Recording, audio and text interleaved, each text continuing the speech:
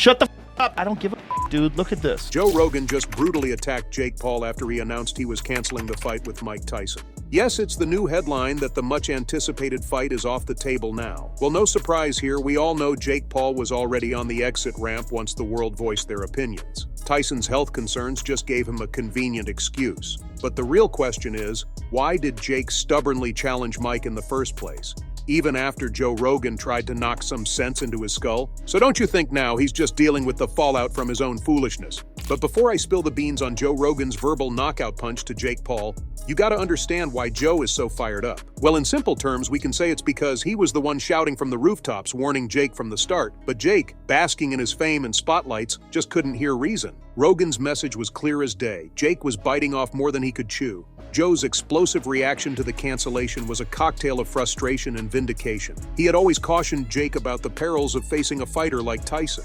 I never saw anybody who looked like Mike Tyson in his prime. I think it's just you can't maintain the kind of focus that was required to be this guy. Rogan said, trying to drill some sense into Jake. Tyson in the late 80s wasn't just a boxer. He was a force of nature, with knockouts so brutal they were practically artwork. Rogan often cited Tyson's most savage fights to hammer his point home. He'd talk about Tyson's obliteration of Michael Spinks, knocked out in just 91 seconds, and Trevor Berbick, who couldn't handle Tyson's relentless power. Rogan used these examples to paint a terrifying picture for Jake, showing him the kind of danger he was waltzing into. There's not a chance in hell that Jake Paul would survive against the Mike Tyson. See? Rogan bluntly declared. Rogan wanted Jake to understand this wasn't some celebrity match or publicity stunt. Facing Tyson meant stepping into the ring with a man who had dedicated his life to perfecting the art of destruction. Rogan's warnings were supposed to make Jake rethink his bravado and understand the serious implications of fighting Tyson. Rogan also slammed Jake's inexperience, pointing out the vast chasm between a seasoned champion and a novice boxer. That Mike Tyson is the best heavyweight of all time. I don't think anybody fucks with him. Despite these warnings, Jake's confidence remained unshaken until the reality of Tyson's power smacked him in the face. Literally. The practice match where Tyson hit Jake hard was a rude awakening. Rogan's warnings about Tyson's ferocity and Jake's lack of experience were no longer just words. They became painfully real experiences for Jake. That practice session with Mike Tyson turned into an absolute disaster for the young fighter. After the sparring, Tyson casually remarked, "Kid got a preview of the main event." At 55, Tyson proved he still packed the power and accuracy that made him a legend. What started as a training session quickly turned into Jake's worst nightmare, ending with him suffering severe concussions, a clear indicator of the risks he had underestimated. Jake's injuries were no joke. The concussions he endured highlighted just how out of his league he was. From the first punch to the last, Tyson's superiority was painfully obvious, and Jake's cockiness was replaced by a stark realization of his mistake. That was just a warm-up. The real fight would have been catastrophic, Tyson pointed out, making it clear that the actual match would have been far more devastating. During that infamous match, Joe Rogan was also there, witnessing what he called a horrific revelation. You know how Rogan loves to compare and contrast, right? Well, he took a good look at Jake Paul, comparing the Jake from 3 years ago who fought his first fight to the Jake of today, and the difference in his physique was stark. And no, it wasn't just natural growth. Rogan has never been shy about his doubts regarding Jake Paul's readiness to face Mike Tyson. His criticism goes beyond Jake's lack of experience. He openly questions Jake's legitimacy as a professional boxer. I don't think there's anything wrong with doing steroids to achieve that sort of physique for a movie either. Yeah. I do think there's something wrong with lying about it. Rogan quipped, hinting that Jake's body transformation might be due to some not-so-legal substances. Rogan's critique of Jake's inexperience is grounded in undeniable facts. Jake Paul, despite his flashy bouts, has only been in the professional boxing scene since 2020. His opponents, while famous, aren't exactly boxing legends. Rogan pointed out that victories over a fellow YouTuber, an ex-NBA player, and retired MMA fighters don't quite prepare you for a clash with a heavyweight icon like Tyson. And that's why the steroid allegations only add more drama to the mix. Rogan has hinted that Jake's rapid muscle gain and chiseled physique might not be entirely natural. Rogan's discussion about Jake's possible steroid use isn't just about ethics. It's also about the bigger picture of Jake's overall readiness to face someone like Tyson. Sure, steroids can pump up your muscles, but they can't replace real boxing skill and experience. Rogan has been vocal that Jake's reliance on shortcuts won't prepare him for the raw power and technique Tyson brings to the ring. But, as they say, there's always that one evil eye ready to mess up your plans, and that's exactly what happened with this fight. Mike Tyson's sudden health issue blindsided everyone, especially considering he seemed in top form after his practice match with Jake Paul. He had just wrapped up a session where he demonstrated his usual formidable power and skill, leaving no signs of distress. Post-session, Tyson was his usual charismatic self, mingling with fans and chatting with the media with a confident demeanor that only legends possess. But then, everything took a dramatic turn during his flight from Miami to Los Angeles. It was in the mid-flight when Tyson started experiencing severe abdominal pain, a stark reminder of his ongoing battle with stomach ulcers. For those who don't know, Tyson has had ulcer problems before, and these can be incredibly painful and dangerous if not properly managed. The pain was so intense that it became clear Tyson needed immediate medical attention. As soon as the plane landed in Los Angeles, he was rushed to a hospital. Once there, doctors confirmed a significant flare-up of his ulcer condition. Despite the severe discomfort and the stern warnings from his medical team, Tyson remained undeterred. "I'm fighting on the 20th," he reportedly told his team, showing the kind of grit and refusal to back down that has defined his career. He was determined not to let this setback keep him from the ring. However, the doctors were adamant. They told Tyson he needed to rest and avoid any strenuous activities to allow his body to recover properly. The risk of aggravating his condition was too high, and continuing with the fight could have led to serious health consequences. Faced with this stark medical advice, Tyson made the difficult decision to postpone the fight rather than cancel it. As he said recently, "Different date, same fate. I'm gonna knock out Jake Paul." This decision speaks volumes about Tyson's reputation and mindset. Known for his unyielding spirit and his refusal to back down from any challenge, Tyson wasn't about to let a health scare cancel a fight.